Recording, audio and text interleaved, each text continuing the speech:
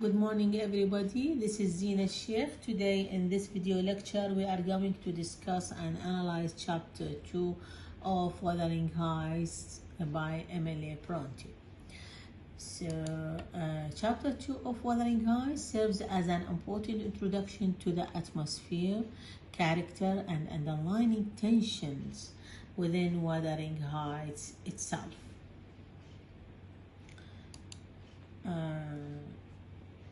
Let's discuss setting and atmosphere.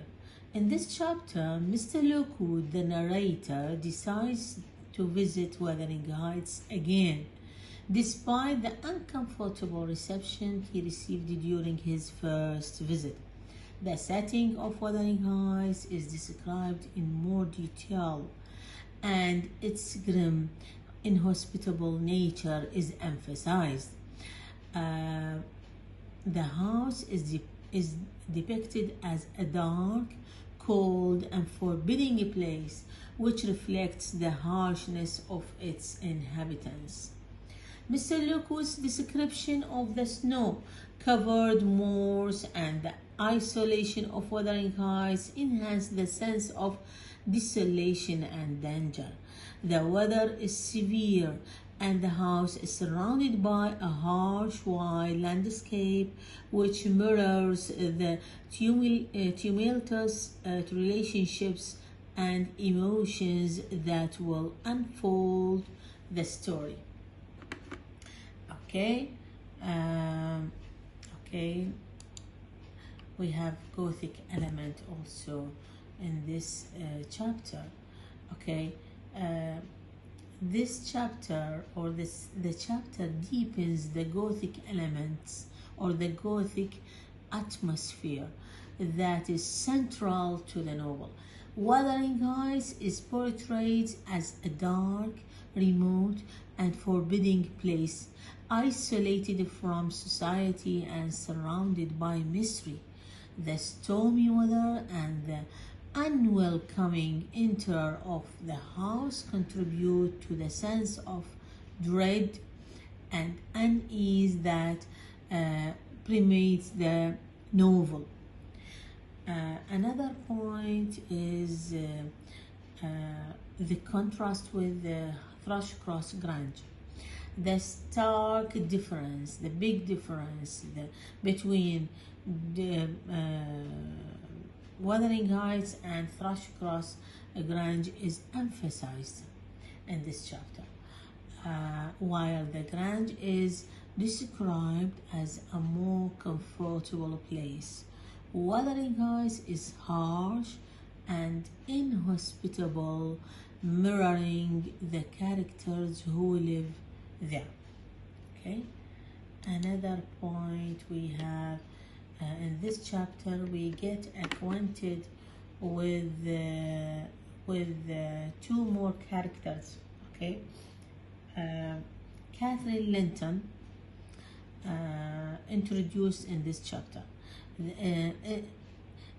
She is the daughter of Edgar Linton and Catherine Earnshaw.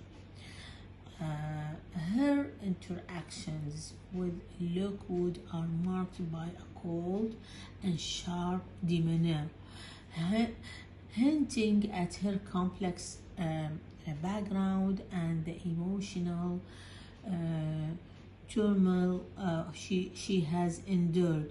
She embodies the wild, untamed spirit of Wuthering Heights with a beauty that contrasts with her harsh surroundings. Another character is Harrington Earnshaw.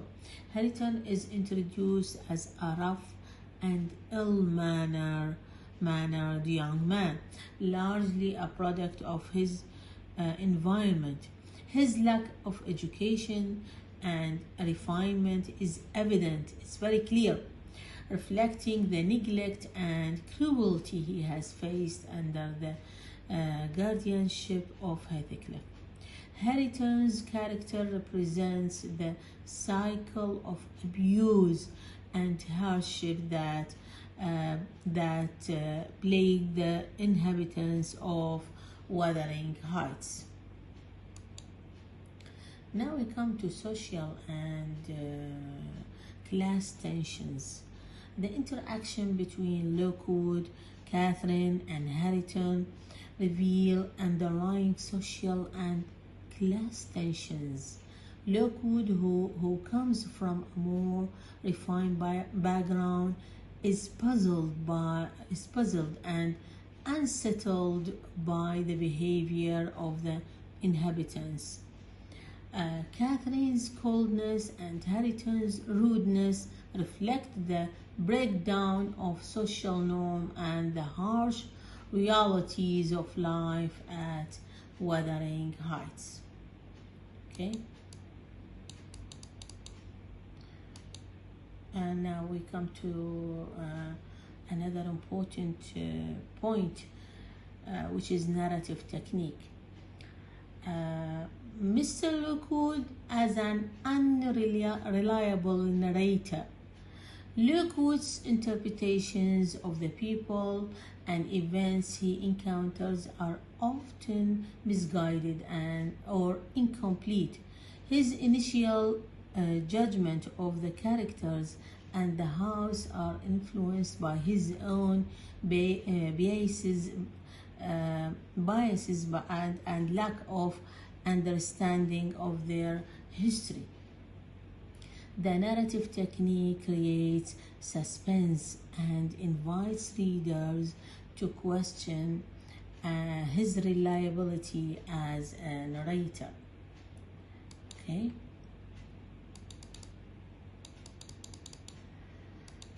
And we come to the last point, themes and symbolism. Isolation. The theme of isolation is evident in the depiction of Wuthering Heights as a remote and unwelcoming place. The characters themselves seem emotionally isolated, particularly Heathcliff and Cathy, who are both marked by an intense private suffering. Another point is class and social status. Lockwood's confusion about the relationships and social standing of the inhabitants of Wuthering Heights reflects the novel's exploration of class. The inhabitants defy easy categorization, and their interactions hint at a social order that is both rigid and chaotic. Now we come to supernatural elements. While not explicitly present in this chapter, their atmosphere and Lockwood's unsettling experiences foreshadow the supernatural elements that will appear later in the novel. The sense of a haunted or cursed place is subtly introduced. And the last point is conflict. The tension between the characters, particularly in Lockwood's interactions with them, hints at deeper conflicts that will be explored in the novel. The hostile reception he received mirrors the underlying